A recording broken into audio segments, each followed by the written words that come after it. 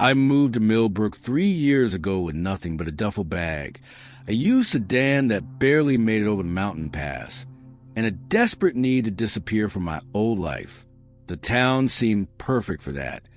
Small enough that nobody asked too many questions, big enough that I could find work and fade into the background of someone else's routine. The apartment above Mrs. Chen's tea shop came furnished and cheap, the kind of place where the radiator clanged at night and the floorboards knew every step I took, but was mine, and that was enough. I got a job at the county records office, filing documents and digitizing decades of paper trails. Mindless work that let my thoughts drift anywhere but back to Seattle, back to the earthquake, back to the apartment building that collapsed with my wife and daughter inside, while I was 3 states away at a conference I didn't even want to attend. Millbrook gave me what I needed most: distance from memory, distance from myself. The people here were kind in that particular small town way where they left you alone until you were ready to be found, and I appreciated that more than they could know. Mrs. Chen would leave tea outside my door on cold mornings without knocking. Ray at the Bluebird Diner learned I took my coffee black and my eggs over easy without me having to say it twice. David, my co-worker at the records office, respected my silence during lunch breaks and only spoke about work, never asking about where I came from or why I'd chosen Millbrook of all places. The rhythm of life here was predictable, comfortable, safe. Wake at 7, coffee and toast. Walk to work by 8. Lunch at my desk, home by 5. Dinner at the diner, or heated soup in my apartment. Asleep by 10. The only thing that broke the monotony was the signal. But even that became part of the routine so quickly that I stopped thinking of it as strange within the first month. Every day at exactly 3 o'clock in the afternoon, every electronic device within the town limits would emit a high-pitched frequency that lasted precisely 10 minutes. Phones, computers, televisions, radios, even the electronic billboard outside the gas station. Everything screamed in unison with sound that wasn't quite painful, but certainly wasn't pleasant, a piercing tone that seemed to vibrate inside your skull if you stayed too close to it. The first time it happened, I was at work, hunched over a box of property deeds from 1987, when every computer in the office suddenly shrieked.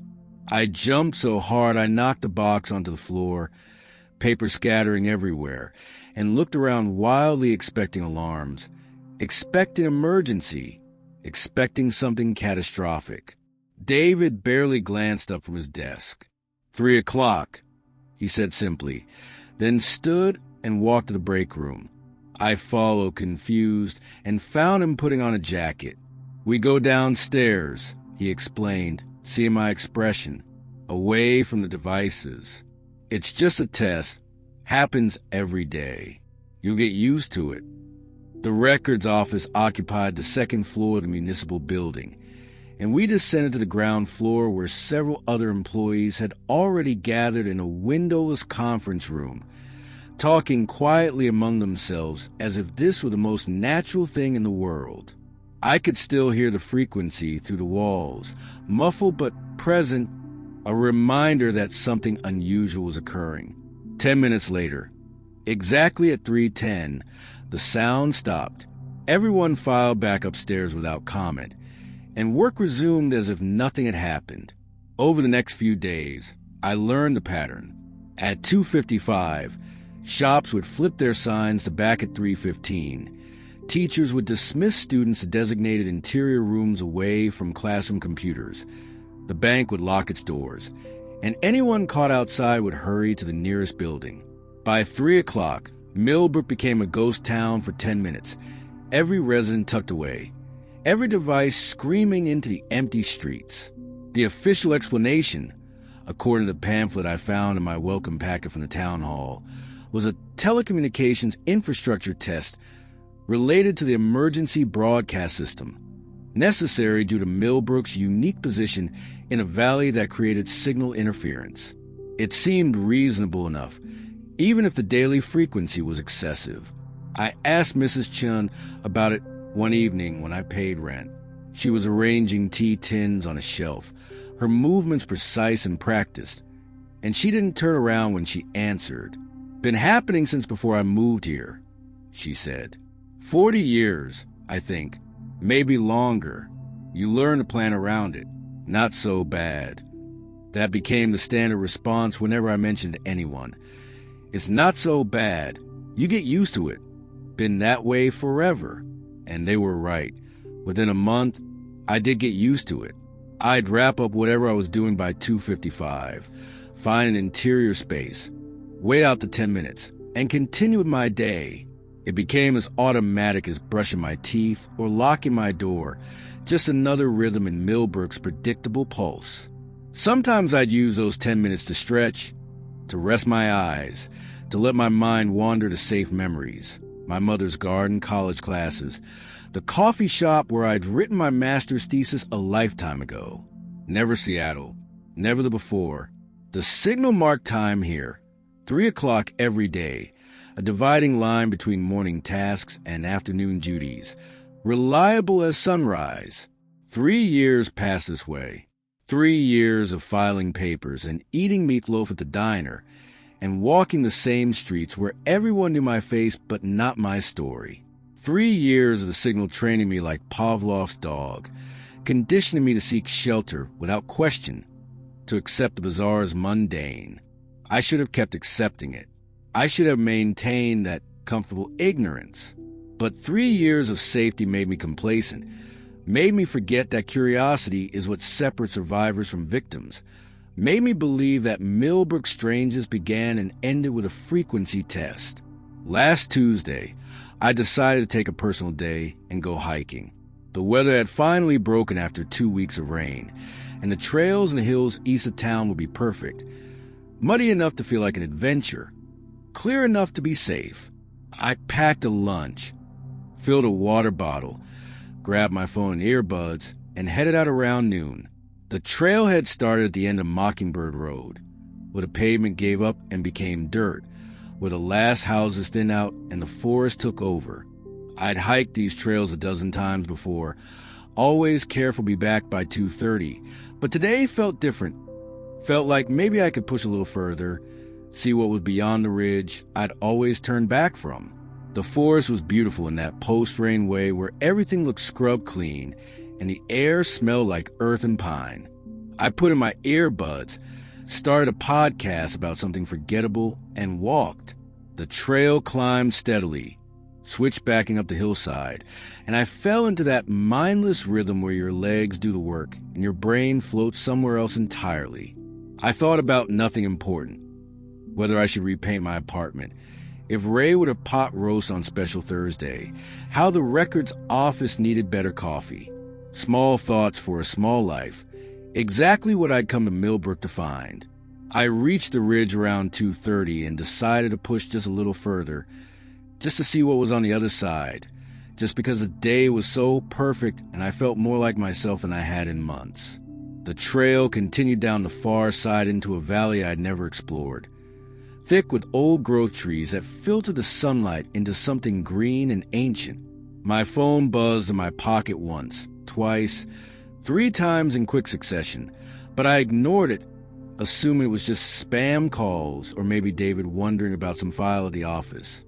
The descent was steeper than I expected, and I had to focus on my footing, watching for loose rocks and exposed roots, my attention fully absorbed by the immediate task of not falling on my ass. The trees grew denser here, their canopy blocking out more of the sky, creating a twilight atmosphere even though it was mid-afternoon. I should have checked the time. I should have pulled out my phone and seen the alerts stacking up, should have noticed that the birds had gone quiet, should have recognized the wrongness settling over the forest like a held breath. But I didn't. I was too caught up in the simple pleasure of moving to the woods, too relieved to be away from my apartment and my thoughts and the careful routine that kept me from falling apart. I'd been hiking for nearly 3 hours when I finally stopped to drink some water and check where I was. The trail had leveled out into a small clearing, and I could see through a gap in the trees that I was still high enough to have a view back toward Millbrook. The town looked like a toy village from this distance, all miniature buildings and neat streets arranged in their familiar grid. I pulled out my phone to check the time and maybe take a photo of the view. The screen was filled with notifications. Emergency alerts, 17 of them, all time-stamped between 2:55 and 3 p.m. Seek shelter immediately. Emergency alert. This is not a drill. Get indoors now. My stomach dropped as I looked at the current time. 3:04 p.m. I'd missed it. I'd missed the signal entirely. Too far from town to hear the frequency. Too distracted to notice my phone's increasingly frantic attempts to warn me. For a moment, I just stood there, finger hovering over the screen, unsure what to do. Run back toward town? Hide here in the forest? My training said get indoors, find shelter. But I was at least an hour's hike from the nearest building, and the signal would be over in 6 minutes anyway. Whatever I was supposed to be sheltering from, I was already exposed to it. I was already outside. I was already vulnerable. And yet nothing had happened. I was completely fine, standing in a peaceful forest clearing with a nice view and a bottle of water, untouched by whatever calamity the alert seemed to suggest. Maybe the emergency system had glitched. Maybe they'd sent the alerts by mistake. I was about to dismiss the notifications when I noticed something else. My phone was emitting a faint, high-pitched whine. I held up to my ear and heard it clearly. The frequency, distant but present, coming from my phone speaker even though the volume was turned down. Every device in town was screaming right now, and mine was trying to join the chorus despite being miles away. I quickly powered it down, cutting off the sound, and in the silence that followed, I realized something was very wrong with the forest around me. The birds weren't singing. The insects weren't buzzing. I couldn't hear anything moving in the underbrush. Couldn't hear wind in the trees. Couldn't hear any of the small ambient noises that make a forest feel alive. It was as if every living creature had simultaneously evacuated, leaving behind only the trees and the stillness and me. And then I heard something else entirely. It was faint at first, a deep rhythmic sound like a massive heartbeat. Thud, pause, thud, pause. The rhythm was slow and purposefully deliberate, each impact sending vibrations through the ground that I could feel in my boots, in my legs, in my chest. Whatever was making that sound was heavy enough to shake the earth with purpose, and it was below me, down where Millbrook sat waiting and silent. I stood frozen in that clearing, listening to the sound grow louder, and I realized with creeping horror that it wasn't just one source, but multiple layers happening simultaneously. The deep thuds were most obvious, impossibly heavy impacts that shook the ground in slow, measured rhythm, but underneath was something else, a sliding, scraping sound like metal on concrete, and beneath that, a low-frequency hum that I felt more than heard, vibrating in my teeth. My mind tried to supply explanations, construction equipment, industrial machinery, but none made sense because Millbrook didn't have industry, didn't have construction requiring equipment massive enough to shake the earth from miles away. The sound was moving, progressing through town in a deliberate path, and I made a decision that was either incredibly stupid or the only rational response. I needed to see what was making that noise. I moved quickly back through the trees toward the ridge, toward the outcropping where I'd stopped earlier, where the gap in the canopy would give me a view down into the valley. My hands shook as I pushed through branches, my breathing loud, every instinct screaming to run the opposite direction, to put distance between myself and whatever was happening below. But I couldn't.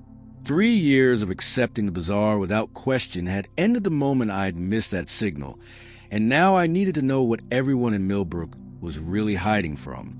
The outcropping jutted from the hillside like a stone balcony, and I dropped to my hands and knees.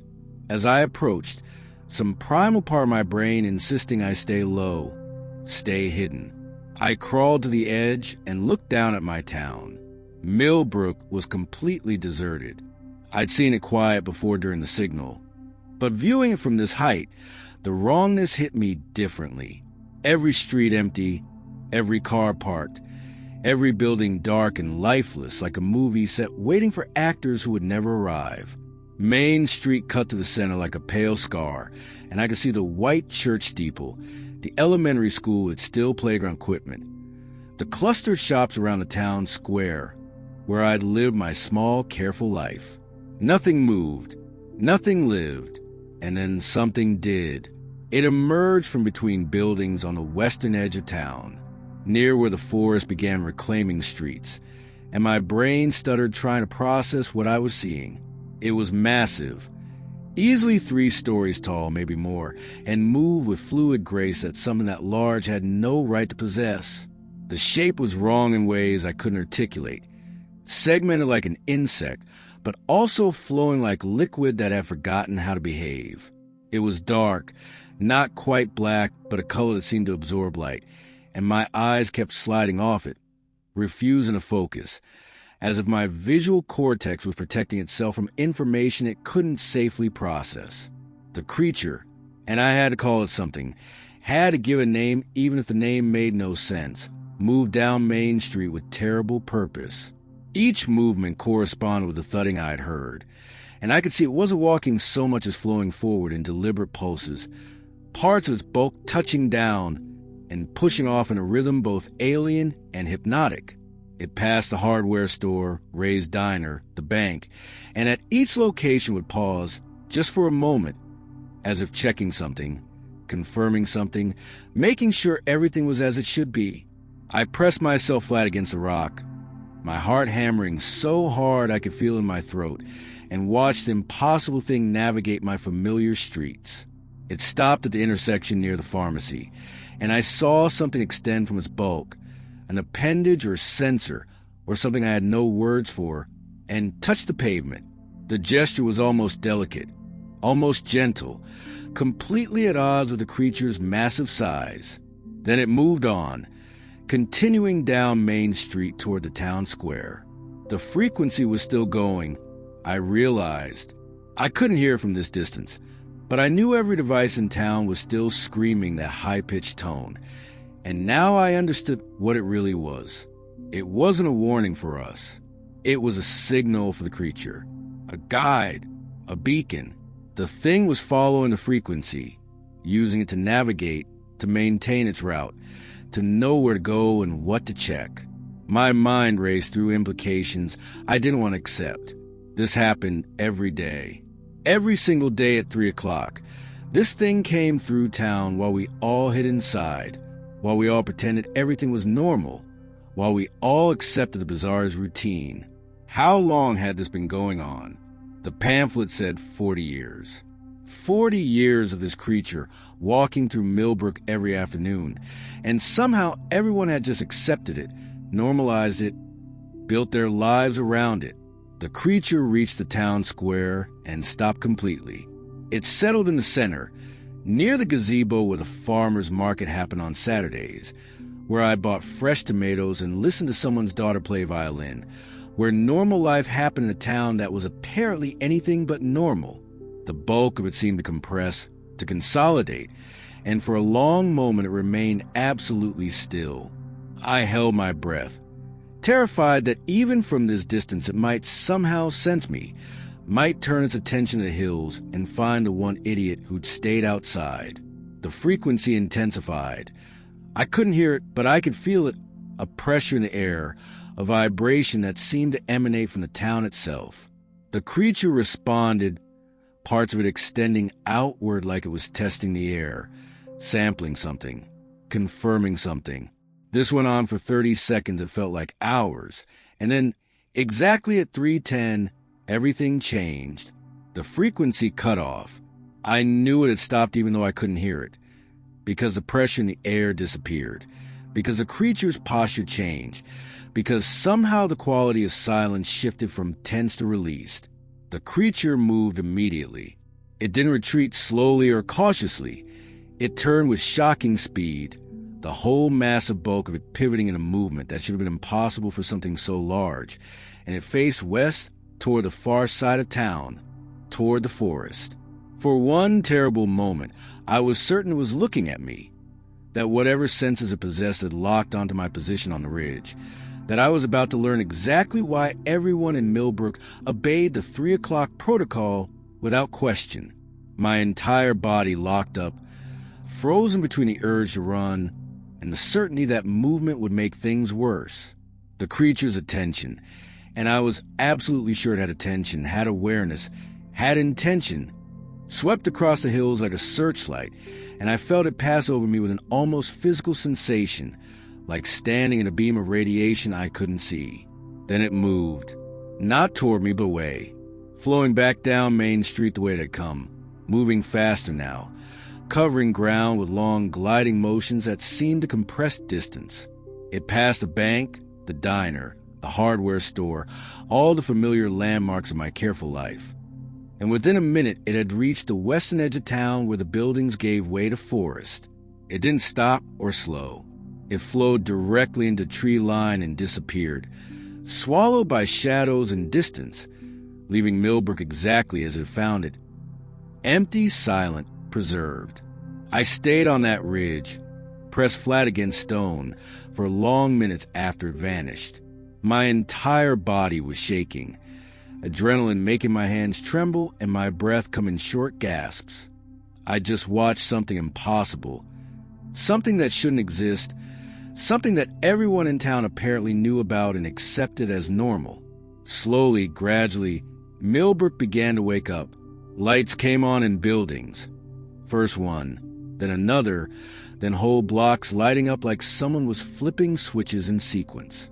I saw a figure emerge in the hardware store.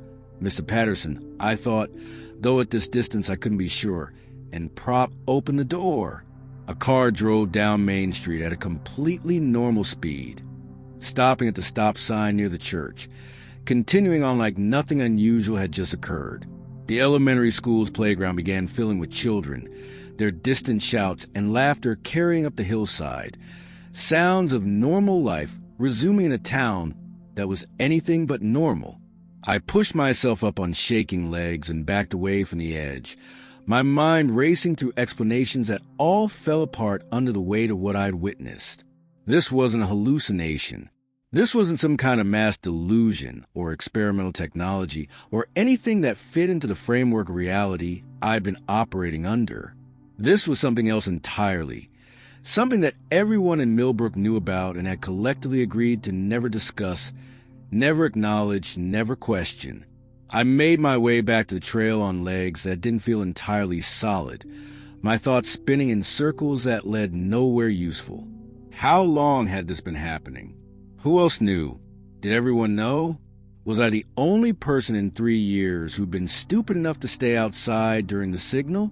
The questions piled up with no answers, and I focused on the immediate task of getting back to town, back to my apartment, back to somewhere I could think. The hike down took forever. Every shadow looked suspicious. Every sound made me jump.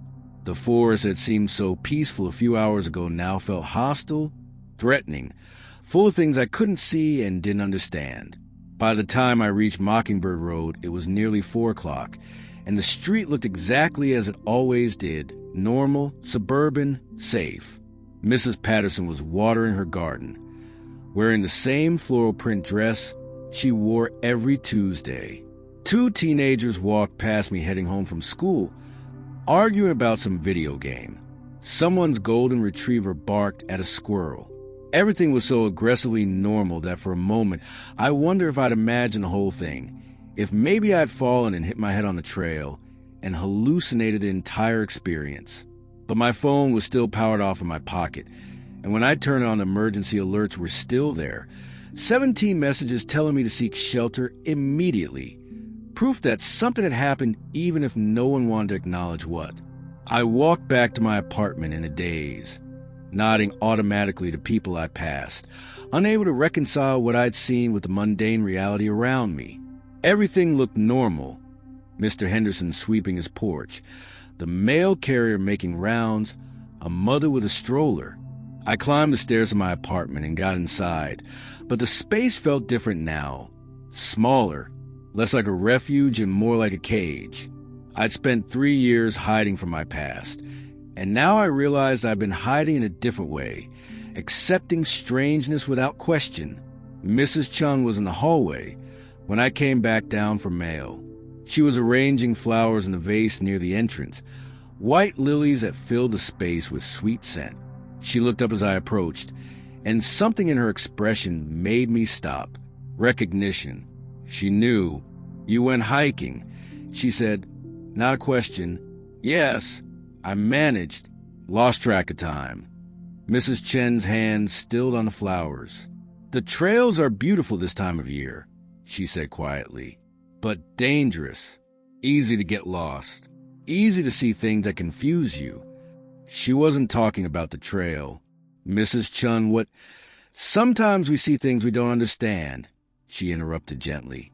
"Sometimes the best thing is to accept we don't need to understand everything. This is a good town. A safe town." She looked up at me, kind but firm. "Don't ask. Don't push. I need to understand what I saw," I said. "No," she said softly. "You just need to decide if you can live with not understanding." She picked up the vase and walked toward her shop. At the doorway, she paused. 3:00 tomorrow, be inside. Be somewhere safe. That's all you need to know."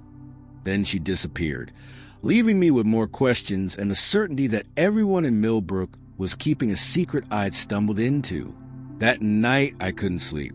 I lay in bed staring at the ceiling, watching shadows from passing headlights slide across the plaster, my mind replaying what I'd seen until the images lost cohesion and became abstract nightmare shapes.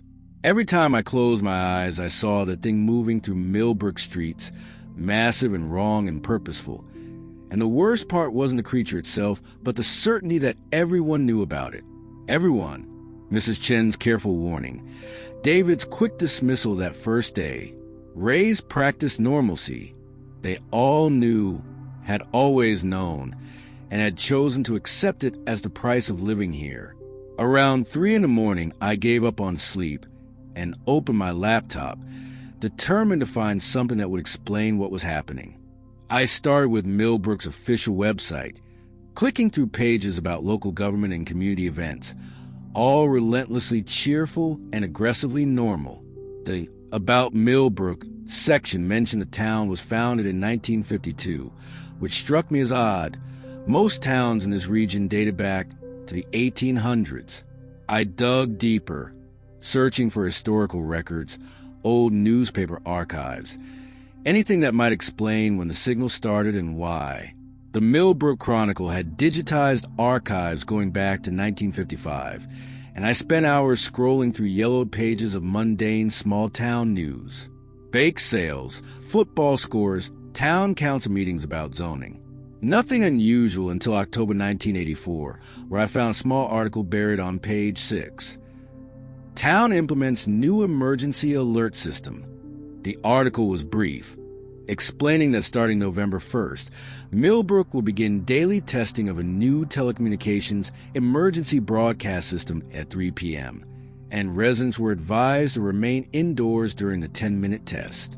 The language was bureaucratic and vague, offering no real explanation for why daily testing was necessary or what emergency they were preparing for.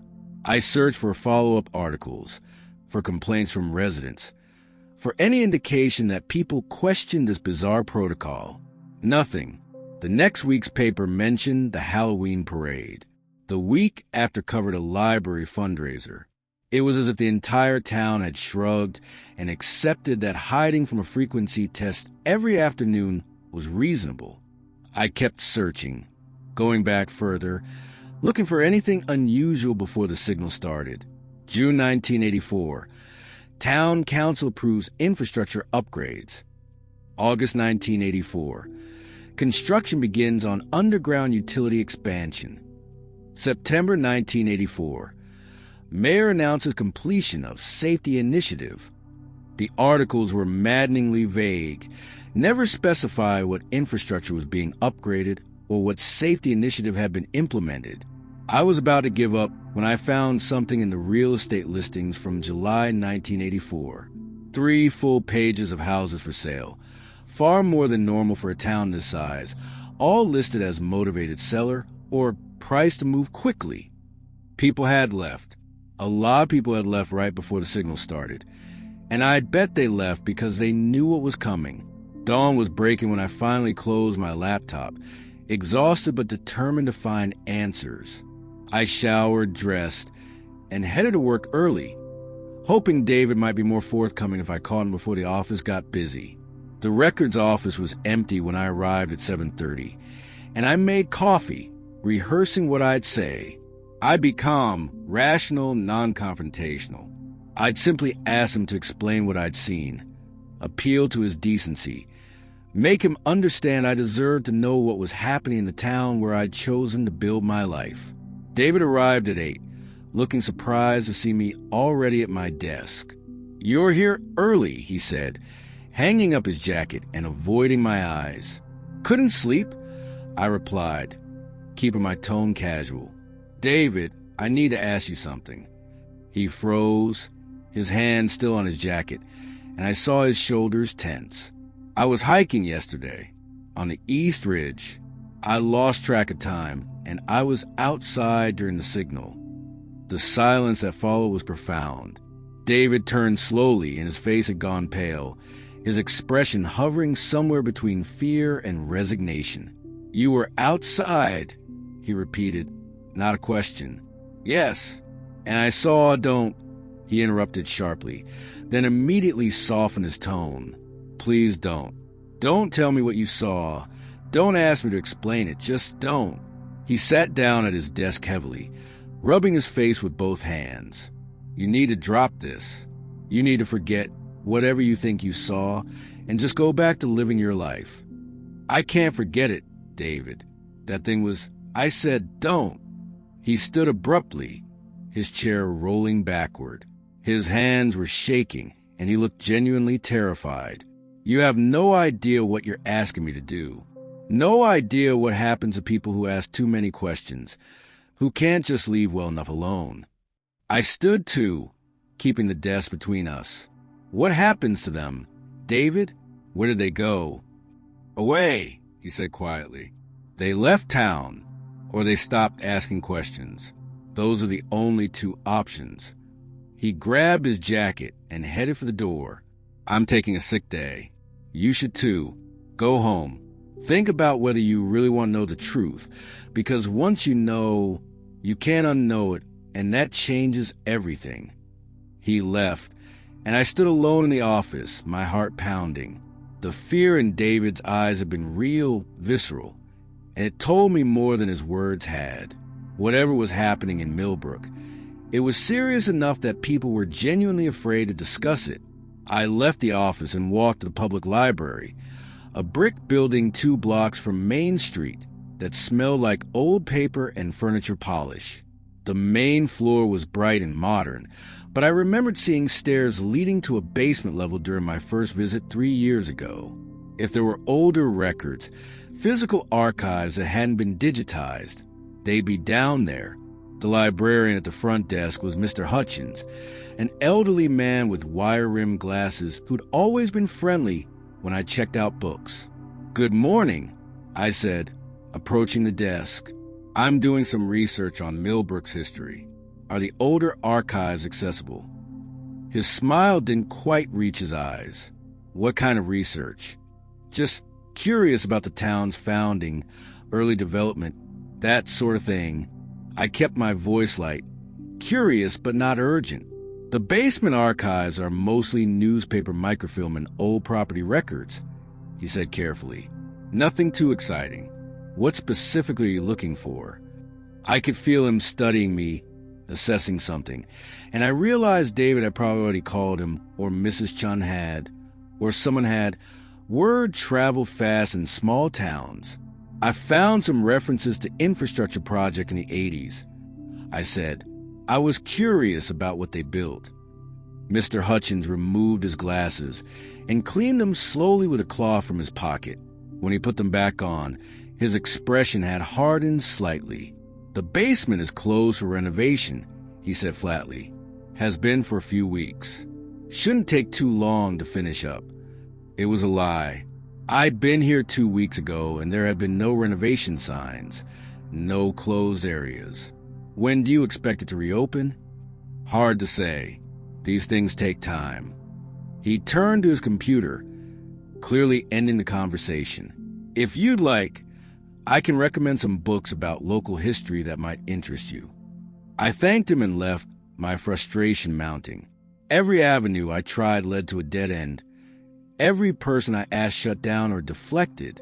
Millbrook had collectively decided that the truth was off limits, and anyone who pushed too hard would be frozen out. I spent the rest of the morning walking the town, really looking at it for the first time with critical eyes. I noticed things I'd overlooked before. The way certain buildings had reinforced foundations, visible where the ground sloped away. The storm drains were larger than necessary for a town this size, and they were positioned at specific intervals that seemed more purposeful than random. In the town square, the gazebo sat at the exact center, and the pavement around it radiated outward in a perfect circle like the bullseye of a target. I thought about where the creature had stopped, where it had paused during its route. The pharmacy intersection, the movie theater alley, the town square.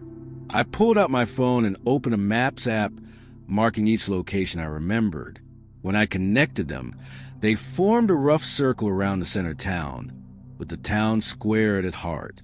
Whatever the creature was doing, it was following a specific path, checking specific points. At noon, I went to Bluebird Diner, hoping Ray might be more willing to talk. The lunch rush hadn't started yet, and only 2 other customers sat at the counter, both absorbed in their phones. Ray was wiping down the coffee maker when I slid onto a stool. "Coffee?" he asked, already reaching for a mug. "Please." "And Ray, I need to talk to you about something." His hand paused fractionally, then continued pouring.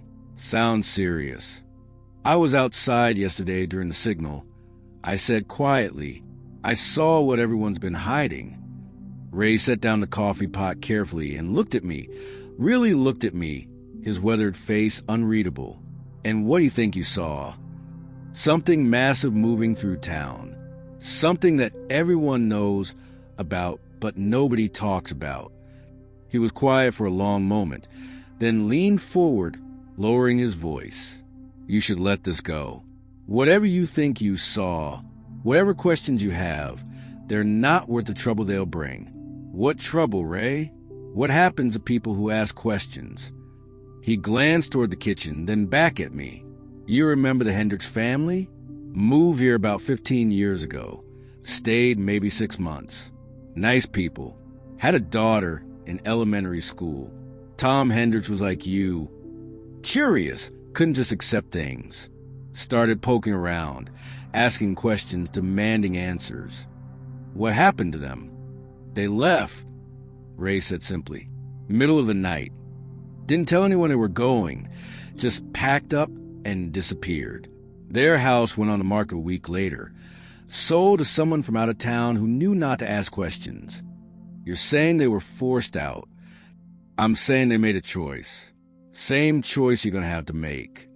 He refilled my coffee even though I had barely touched it. "This town is safe, peaceful, and good to people who follow the rules.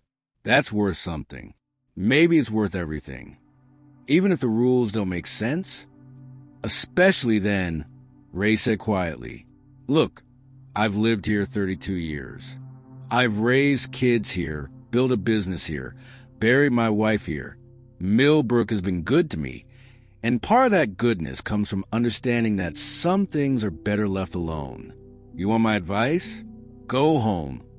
Think about why you came to Millbrook in the first place, and ask yourself if those reasons still matter." He moved down the counter to take another customer's order, leaving me with my coffee and my thoughts. I knew what he meant.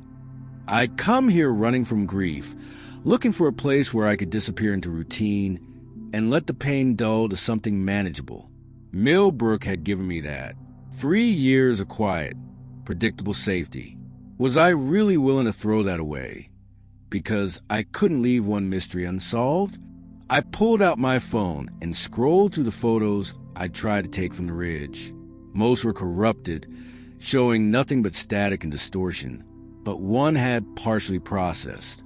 It showed Main Street from above, buildings tiny and precise, but where the creature should have been there was only a dark smear, like someone had dragged a thumb across wet paint. The image made me feel nauseous, wrong in a way I couldn't articulate, and I deleted it immediately. By 2:30 I was back at my apartment, pacing, watching the clock. I'd spent the day getting nowhere, hitting walls everywhere I turned, and now I had 30 minutes to decide what to do. I could go inside like everyone else, accept the bazaar's routine, live my small safe life, and stop asking questions. Or I could stay outside again, observe more carefully, try to understand the pattern and purpose of what I'd seen. Mrs. Chen's words echoed in my head. You just need to decide if you can live with not understanding. The problem was, I already knew I couldn't. At 2:45 p.m., I was back on the East Ridge, positioned at a different vantage point, close at town, but still elevated enough to see the entire grid of streets below. I brought binoculars, a notebook, and my phone with the camera ready. This time I wasn't just observing. I was documenting, looking for patterns, trying to understand what the creature was actually doing during its daily route. I'd also brought earplugs, though I wasn't sure they'd help against a frequency I could barely hear from this distance. The town below looked peaceful in the afternoon sunlight, almost idyllic with its neat rows of houses and tree-lined streets. At 2:55, I watched the familiar ritual begin. Shop owners flipped signs, people hurried indoors, cars pulled into driveways. Within 5 minutes, Millbrook transformed into a ghost town, every window dark, every street empty, everyone tucked safely away from whatever was coming. I raised the binoculars and focused on Main Street, waiting. At exactly 3 o'clock, every device in town began screaming. I couldn't hear it from up here, but I could see it. Streetlights flickering in rhythm, the electronic billboards strobing, car alarms flashing lights in sync. The whole town pulsed with a signal, a beacon visible from this distance. And I understood this wasn't about warning people away. This was a guide, a path being illuminated for something that needed direction. The creature emerged from the western woods at 3:02, and this time I was ready. Through the binoculars, I could see it more clearly, though my brain still struggled to process the details. It was segmented, with sections that moved independently but in coordination, like a massive articulated machine, but the surfaces weren't metal or anything recognizable. They seemed to shift and flow, catching light in ways that didn't make sense, and the color made it hard to focus on any single part for long. It moved onto Main Street with that same deliberate rhythm, each motion corresponding with a deep vibration I could feel from this distance. I started taking notes, documenting everything objectively. 3:02 enters Main Street from Western Forest. 3:03 pauses at intersection of Main and Oak, extend appendage towards Storm Drain. 3:04 continues the hardware store, stops for 15 seconds, appears to be sensing something. I watched it progress through town, paying attention to exactly where it stopped and what it did. The pattern became clearer. It wasn't random. The creature was checking specific infrastructure points. Storm drains, utility access panels, manholes, and underground access points. At each stop, it would extend something from its bulk, touch the ground or a structure, pause as if measuring, then move on. When it reached the town square at 3:07, I focused the binoculars as tightly as I could. The creature settled near the gazebo, and I could see the gazebo sat directly over a large utility access point, the kind that led to underground tunnels for power and water. The creature positioned itself precisely over this point, and several appendages extended downward, touching the metal cover, the pavement, the ground. The frequency intensified. I couldn't hear it, but I could see the effect, every light burning brighter, the whole grid surging. The creature remained motionless for what felt like forever, but was probably 30 seconds, and I realized it was doing something to the underground systems, maintaining them, checking them, ensuring they functioned properly. At 3:10 exactly, the frequency cut off. Every light in town returned to normal, and the creature immediately began its retreat. But this time I noticed something I had missed before. As it moved back toward the western woods, it left marks, not footprint exactly, but impressions in the pavement at specific points, like it was testing the structural integrity of the roads themselves. The marks faded quickly, the pavement seeming to repair itself, or maybe I was seeing things, but I was certain they'd been there. The creature disappeared into the forest, and I stayed in position, watching. Just like before, several people emerged within minutes of the all clear. I focused binoculars on them and recognized Mr. Hutchins from the library, the town clerk who'd given me that useless pamphlet, and two others I didn't know wearing utility company uniforms. They walked the exact route the creature had taken, stopping at each location where it had paused, examining something on handheld devices that looked like radiation detectors or maybe seismic monitors. They were checking the creature's work. I realized, confirming that whatever it had done was successful, that the systems it maintained were functioning correctly. This wasn't a monster terrorizing a town. This was something far stranger, a symbiotic relationship, a maintenance schedule, an agreement that had been in place for 40 years. I watched the inspection team for 20 minutes as they methodically checked each point, made notes on clipboards, and occasionally spoke into radios. When they finished, they all converged on the town hall and disappeared inside through a basement entrance I'd never noticed before. I needed to get into that basement. I needed to see what they were monitoring, what data they were collecting, what the hell was really going on. I made my way back down the trail, my mind racing with what I'd observed. The creature wasn't attacking or threatening. It was working, performing some kind of maintenance on Millbrook's infrastructure that apparently couldn't be done any other way. But why? What had happened 40 years ago that made this necessary? What kind of deal had the town made? And with what? By the time I reached Mockingbird Road, it was after 4, and I headed straight for the town hall. The main entrance was open, normal business hours, and I walked in trying to look casual. The clerk at the front desk, the same woman who'd given me the pamphlet, looked up and her expression tightened slightly when she saw me. "Can I help you?" she asked, her tone professionally neutral, but with an edge of wariness. "I need to speak with someone about the emergency alert system," I said. "I have some questions about the daily tests." "All information about the alert system is in the public pamphlet," she replied. "If you have specific concerns, you can submit them in writing, and the town council will review them at the next meeting." "When is the next meeting?" "Third Thursday of next month." 6 weeks away. I tried a different approach. "I noticed some utility workers doing inspections this afternoon. Is there maintenance happening that residents should be aware of?" Her eyes narrowed slightly. "Routine infrastructure checks. Nothing that affects residents. But they happen every day, right? Right after the 3 o'clock signal." The temperature in the room seemed to drop. The clerk stood slowly, her hands flat on the desk. "Sir, I'm going to ask you to leave. If you have formal questions, submit them in writing.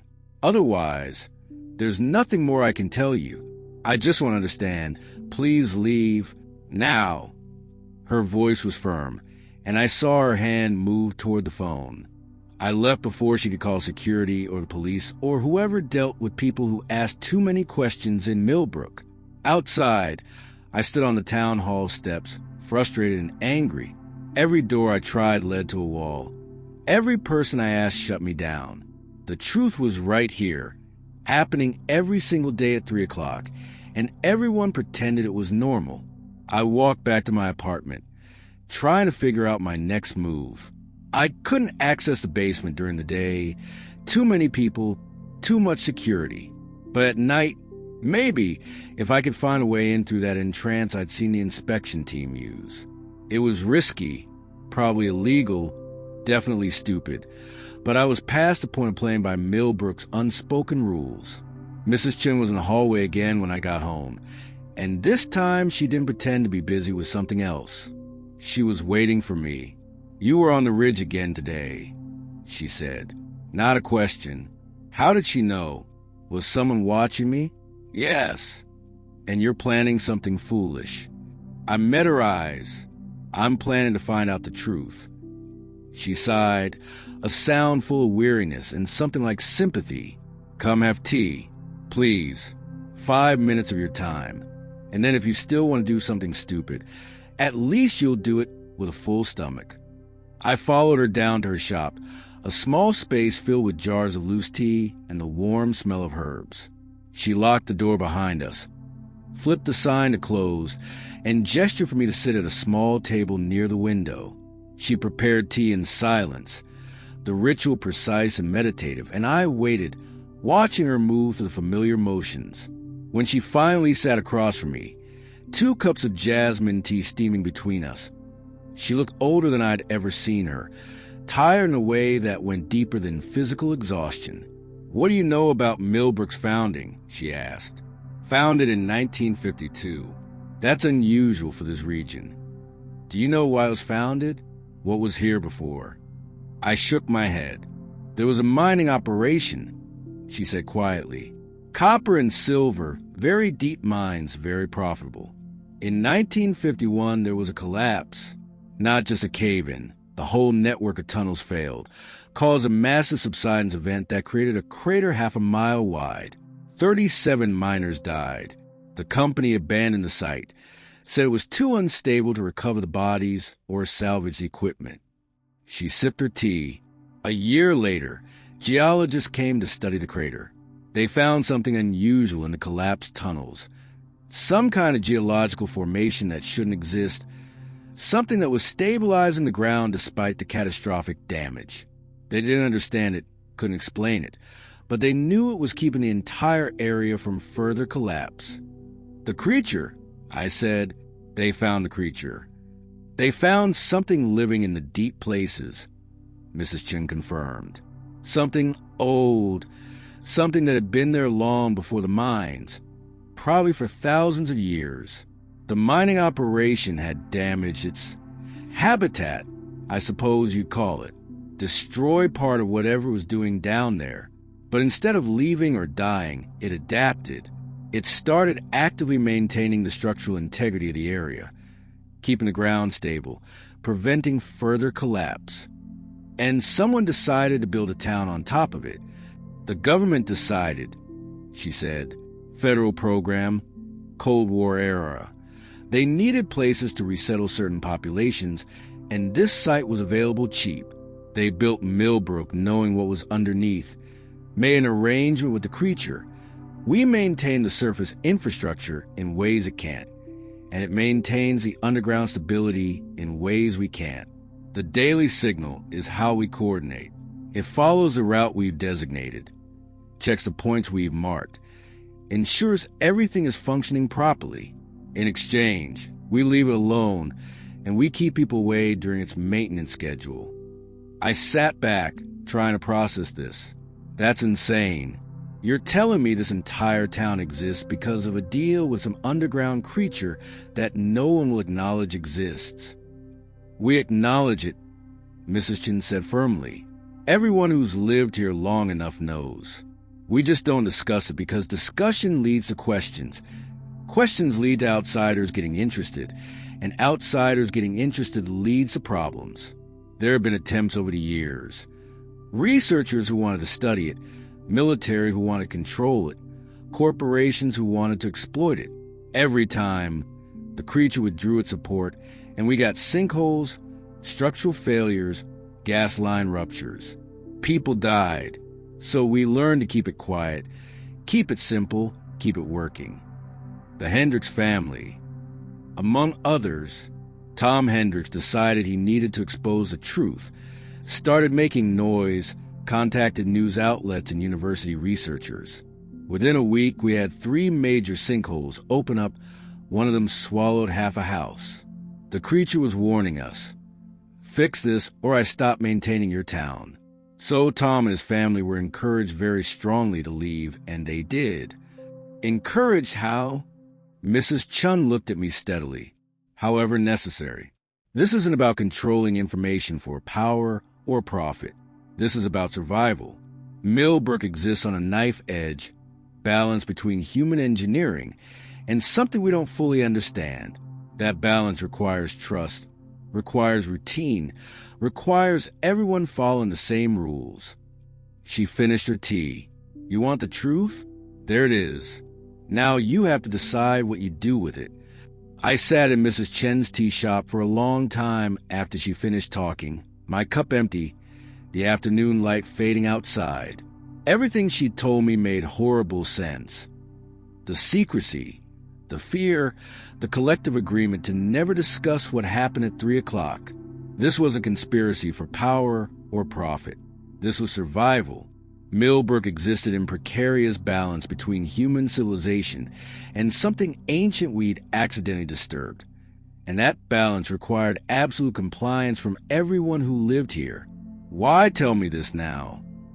I finally asked, why not just let me keep digging until I gave up or got run out of town like the Hendricks family? Mrs. Chin poured herself more tea, the motion slow and deliberate, because you're not like Tom Hendricks. He wanted exposure, wanted to prove he was right. You just want to understand. There's a difference. She met my eyes. And because I've watched you these 3 years. You came here broken, running from grief. You built a small life here. And Millbrook gave you what you needed. I don't want to see you throw that away, because no one would give you answers. So what happens now? Now you decide, she said. You can accept what I've told you, go back to your life, follow the rules and be safe. Or you can keep pushing, keep demanding answers, and eventually the town council will make you leave. Those are your only options. I thought about the creature moving through town, maintaining systems we couldn't maintain ourselves, keeping the ground stable in ways our engineering never could. I want to see it, I said, up close. Not from the ridge. I want to understand what it actually is. Mrs. Chen's expression hardened. That's exactly what I'm telling you not to do. The creature tolerates observation from a distance, but getting close during its maintenance cycle would be seen as a threat. It doesn't end well. What happens? Nothing immediately, she said. But within days, structural problems start. Ground beneath their house develops cracks. Sinkholes open, gas lines leak, never directly attributable to creature, but the message is clear. You violated the agreement, and your safety is no longer guaranteed. The only solution is to leave before something catastrophic happens. Has anyone ever tried to communicate with it? To negotiate directly instead of through this elaborate ritual?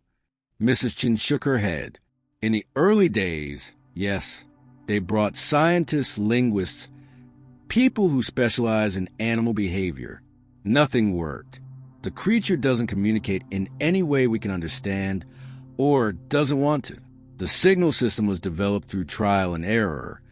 Someone discovered that electromagnetic frequencies at certain pitches cause it to surface at predictable times, and from there they worked out the current arrangement. It's not elegant, but it's functional. I stood restless, and walked to the window. Outside, Millbrook looked exactly as it always had.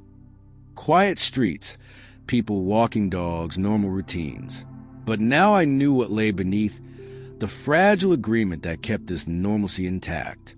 The people on the inspection team, I said, Mr. Hutchins, the town clerk, the utility workers. They know everything. They're part of the oversight committee, Mrs. Chung confirmed.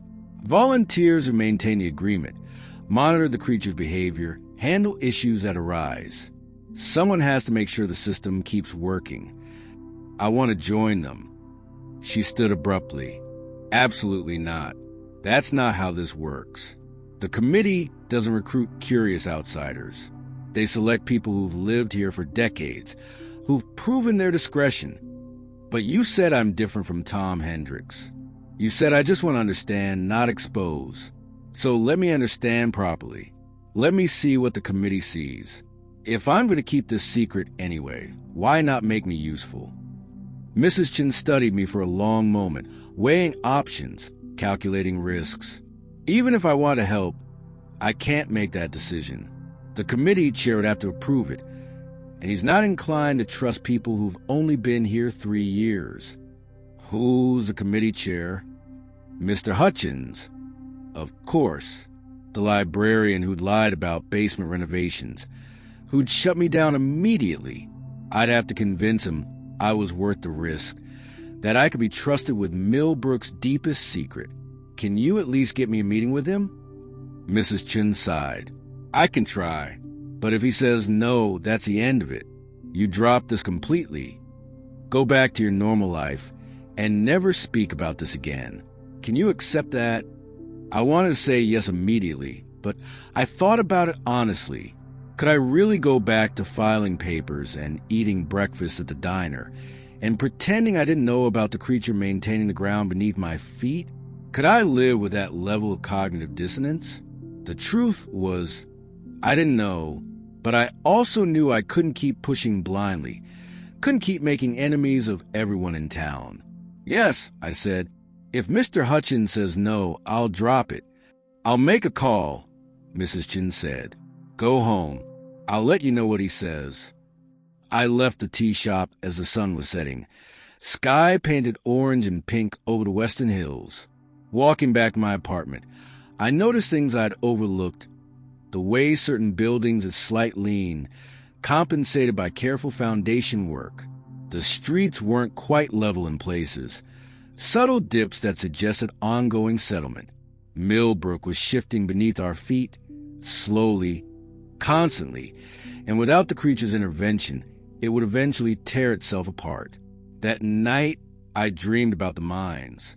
I was deep underground in narrow tunnels lit by flickering lamps, and I could hear something massive moving in darkness beyond the light. The walls were cracking, dust falling from the ceiling, and I knew collapse was coming, but I couldn't find a way out. I woke at 2:47 a.m., heart pounding and sheets soaked with sweat. I got up, made coffee, and sat at my window watching the empty street until dawn. Mrs. Chin called the next afternoon while I was at work. Mr. Hutchins will meet with you, she said. Tonight, 9 p.m. in the town hall basement. Come to the back entrance on Elm Street. Knock 3 times. Thank you, I said, but she'd already hung up. I spent the rest of the day distracted, barely able to focus on the property deeds I was supposed to be digitizing. David avoided me, taking lunch at his desk, and I didn't push. At 2:55, I went to the windowless conference room like always, sat with the other employees, and waited out the 10 minutes. But this time I listened carefully, trying to hear anything beneath the muffled frequency. There was nothing, just a familiar tone, giving no hint of what was really happening below. At 9 p.m., I stood outside the back entrance of the town hall, a plain metal door in an alley I'd walked past hundreds of times without seeing. I knocked 3 times, and the door opened immediately. Mr. Hutchins stood there, looking older than he did during library hours. "Come in," he said, quickly. I followed him down a narrow staircase into a basement that was nothing like the public areas upstairs. The walls were concrete, the lighting harsh fluorescent, and the space opened into a large room filled with equipment I didn't recognize. Multiple monitors displayed maps of Millbrook with various overlay data, seismic readings, structural integrity assessments, utility flow diagrams. In the center was a large 3-dimensional model of the town, and below it, rendered in painstaking detail, was a network of collapsed mine tunnels and the thing that lived in them. The creature in the model was simplified, abstracted, but I could see the general shape, something vast and segmented that filled the entire tunnel network, its various parts connected in ways that suggested it was one organism. Parts of it extended upward toward the surface at specific points, and I realized those were locations it checked during its daily cycle. "This is the operations center," Mr. Hutchins said. What we know about our arrangement with the creature is documented here. What Mrs. Chun told you is accurate, but incomplete. There's more you need to understand. He gestured to the monitors.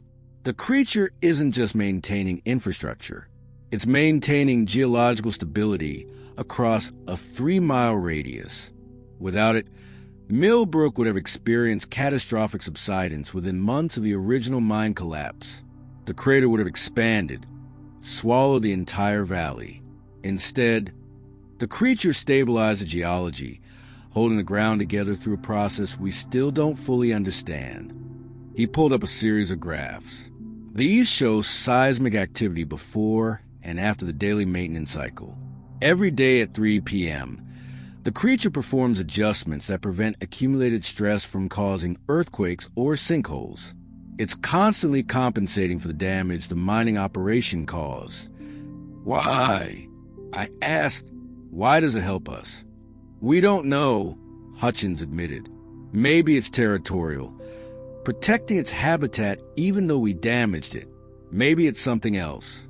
What matters is that it does help, and in exchange we've agreed to specific terms that we follow without deviation. He showed me another screen displaying a dense text document. The agreement, formalized in 1952. Terms are simple. We maintain surface infrastructure according to specifications that somehow communicated. We emit the daily signal at exactly 3 p.m. We ensure no one interferes during the cycle, and we keep its existence confidential. In exchange, it maintains geological stability indefinitely. What happens if we break the terms? Graduated responses, Hutchins said grimly. Minor violations, like someone accidentally being outside during the signal, result in no consequences. The creature doesn't seem to register individuals as threats. Moderate violations like deliberate interference trigger localized warnings, structural problems in specific areas. Major violations like attempted capture or study cause systemic responses, widespread sinkholes, gas explosions, building collapses. The creature has leverage because it's literally holding the ground together. If it withdraws that support, people die. He turned to face me directly. Now you understand why we're so serious about secrecy and compliance. This isn't about controlling information for the sake of power. This is about preventing mass casualties. Every person who knows about the creature is a potential security risk. Someone who might tell the wrong person, attract the wrong attention, cause the kind of interference that gets people killed. That's why the committee is small, and that's why we're very careful about who we trust. Mrs. Chun trusts me, I said. Mrs. Chun has known you for 3 years and believes you're capable of discretion. I'm less convinced. He crossed his arms. Tell me why I should let you join this committee. What do you bring that we don't already have? I thought carefully before answering. I bring fresh eyes. Everyone on the committee has been doing this for years, maybe decades. You've developed routines, assumptions, ways of interpreting the creature's behavior that might be incomplete. I can observe without preconceptions, ask questions you stop asking, notice patterns you stop seeing. We have procedures for exactly that reason. Hutchins said, regular reviews, external consultants brought in under carefully controlled conditions. We don't need an amateur playing scientist. Then let me be useful in other ways. You said the committee is small. I can help with documentation, monitoring, whatever grunt work you need done. I'm already committed to staying in Millbrook, already invested in its survival.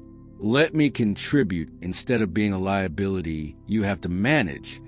Hutchins was quiet for a long time, studying the monitors, the model, the maps. Finally he spoke. There's a probationary process. 6 months of supervised observation. You'll help with data entry, equipment maintenance, basic monitoring tasks. You'll attend briefings, but you won't participate in decisions. If you prove trustworthy, if you demonstrate genuine commitment to the agreement, then we'll consider full committee membership. But if you cause problems, if you can't follow protocols, If you demonstrate any behavior that suggests you're a security risk, you're out. And being out means leaving Millbrook permanently. It wasn't everything I wanted, but it was more than I'd expected. I accept. Good, Hutchins said. He walked to a filing cabinet and pulled out a thick binder. This is the operations manual. Take it home, read it tonight, memorize it. Tomorrow afternoon, be here at 2:30. You'll observe the maintenance cycle from the operations center. See what we actually do during those 10 minutes. After that, we'll determine your initial assignments. What happens if we break the terms? Graduated responses, Hutchins said grimly. Minor violations like someone accidentally being outside result in no consequences. The creature doesn't register individuals as threats. Moderate violations like deliberate interference trigger localized warnings. Structural problems in specific areas. Major violations like attempted capture or study cause systemic responses, widespread sinkholes, gas explosions, building collapses. The creature has leverage because it's literally holding the ground together. If it withdraws support, people die. He turned to face me. Now you understand why we're serious about secrecy and compliance. This isn't about controlling information for power. This is about preventing mass casualties. Every person who knows is a potential security risk. That's why the committee is small and why we're careful about who we trust. Mrs. Chun trusts me, I said. Mrs. Chun has known you for 3 years and believes you're capable of discretion. I'm less convinced. He crossed his arms. Tell me why I should let you join this committee. I thought carefully. I bring fresh eyes. Everyone here has been doing this for years. You've developed routines, assumptions that might be incomplete. I can observe without preconceptions. Ask questions you stopped asking. We have procedures for that, Hutchins said. We don't need an amateur playing scientist. Then let me be useful in other ways. I can help with documentation, monitoring, whatever you need. I'm already committed to staying in Millbrook. Let me contribute instead of being a liability you have to manage. Hutchins was quiet for a long time, studying the monitors. Finally he spoke. There's a probationary process. 6 months of supervised observation. You'll help with data entry, equipment maintenance, basic monitoring. You'll attend briefings but won't participate in decisions. If you prove trustworthy, we'll consider full membership. But if you cause problems, if you can't follow protocols, you're out. And being out means leaving Millbrook permanently. It wasn't everything I wanted, but it was more than I'd expected. I accept. Good, Hutchins said. He pulled out a thick binder. This is the operations manual. Read it tonight, memorize it. Tomorrow afternoon, be here at 2:30. You'll observe the maintenance cycle from the operations center. After that, we'll determine your assignments. He handed me the binder, heavy with decades of accumulated knowledge. I took it carefully, feeling the weight. One more thing, Hutchins said as I turned to leave. This doesn't make us friends. This doesn't mean I trust you. You're on probation, under constant evaluation. One mistake, one breach of protocol, and you're done. Understand? I understand. I left through the back entrance and walked home through empty streets, the binder clutched against my chest. When I got to my apartment, I made coffee and opened the manual. The first page was a dedication to those who maintain the balance, to those who keep the secret, to those who understand that some truths are too dangerous to share. I read through the night. The manual was comprehensive, covering everything from the history of the agreement to detailed protocols for every scenario. There were chapters on seismic monitoring, structural engineering, emergency response. There were case studies of past violations and their consequences, written in clinical language that couldn't hide the human cost. The Hendricks family wasn't the first to be forced out. I learned that the creature's maintenance cycle had been refined over decades. The original schedule had been erratic, causing panic when the creature surfaced unpredictably. It took years to establish the 3 o'clock routine, years of experimentation with different frequencies, different durations. The current system was stable, reliable, but fragile. Any disruption could reset the creature's behavior. By dawn, I'd read the entire manual twice, my head full of technical specifications and contingency plans. I showered, dressed, went to work like nothing had changed. David was already at his desk when I arrived, and for the first time in days, he met my eyes. "I heard," he said quietly, "about your probation with the committee." News travels fast. "Mrs. Chin told me. She wanted me to know you're not a threat anymore." He managed a small smile. "I'm glad. I hated shutting you out. I'm sorry I put you in that position. Just don't screw this up," he said. "The committee doesn't give second chances." At 2:30, I left the records office and walked to the town hall's back entrance. Hutchins was waiting, along with the town clerk and 2 utility workers. "This is Sarah Chun, our structural engineer," Hutchins said, "and Marcus Reed and James Park, our field technicians. Everyone, this is our probationary observer." They nodded, cautious but not hostile. Sarah handed me a headset.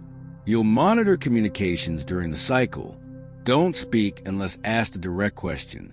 Just listen and learn." The operations center came alive at 2:45. Monitors flickered to life, displaying real-time feeds from cameras throughout Millbrook. I could see Main Street, the town square, the western forest. Marcus and James went through pre-cycle checks, confirming monitoring equipment was functioning, that frequency generators were calibrated, that emergency protocols were ready. At 2:55, Sarah activated the town-wide alert system.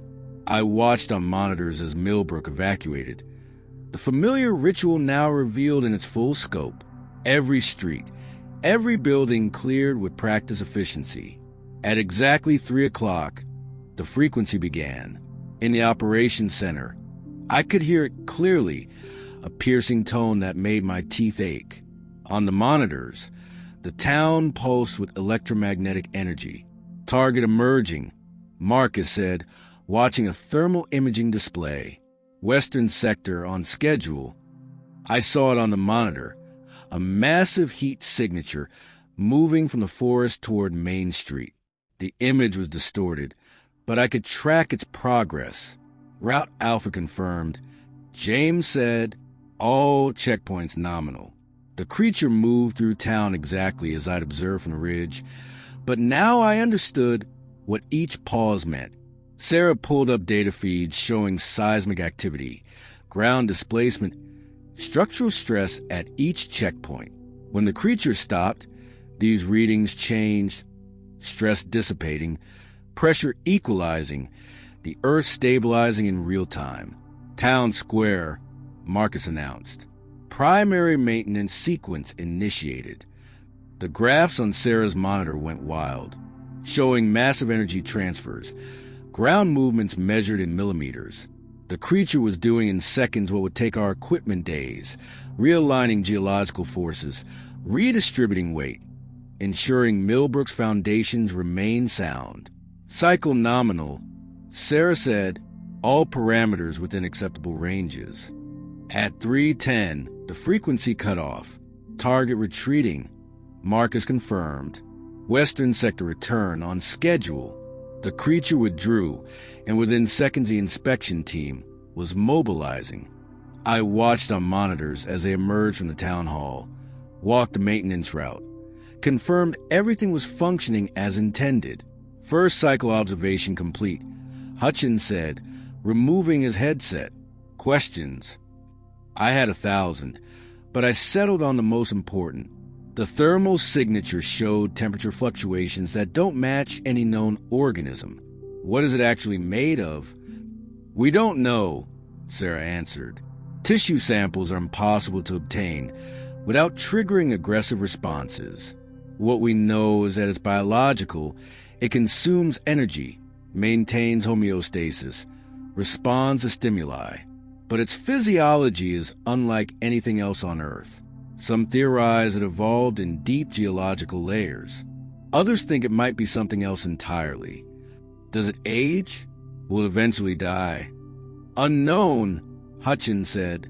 It's been performing this cycle for 70 years without measurable decline in capability. Over the following weeks, I settled into the routine of committee work. I attended the daily 3 o'clock observations, learning to read the data feeds, understanding what normal looked like, so I could recognize anomalies. I helped Marcus and James maintain the monitoring equipment, replacing sensors, calibrating instruments, ensuring that we had accurate information about every aspect of the creature's behavior. I assisted Sarah with structural assessments, learning which buildings were most vulnerable to ground movement, which areas required constant attention. And slowly, grudgingly, the committee began to trust me. Not completely. Hutchins still watched me with careful scrutiny, still questioned my decisions, still reminded me that I was on probation. But they included me in discussions, asked my observations, treated me as someone who was genuinely trying to help rather than someone who needed to be managed. 3 months into my probation, something changed. It was a Tuesday, ordinary in every way, and the 3 o'clock cycle began as always. But when the creature reached the town square, it paused longer than usual. Extended maintenance sequence, Sarah said, frowning at her monitors. Ground displacement exceeding normal parameters. Seismic activity increasing, Marcus added. Something's wrong. Hutchins leaned over the displays. Stress fracture in the Eastern Tunnel Network. The creature is compensating for structural degradation we didn't detect. Can it handle it? I asked. Unknown.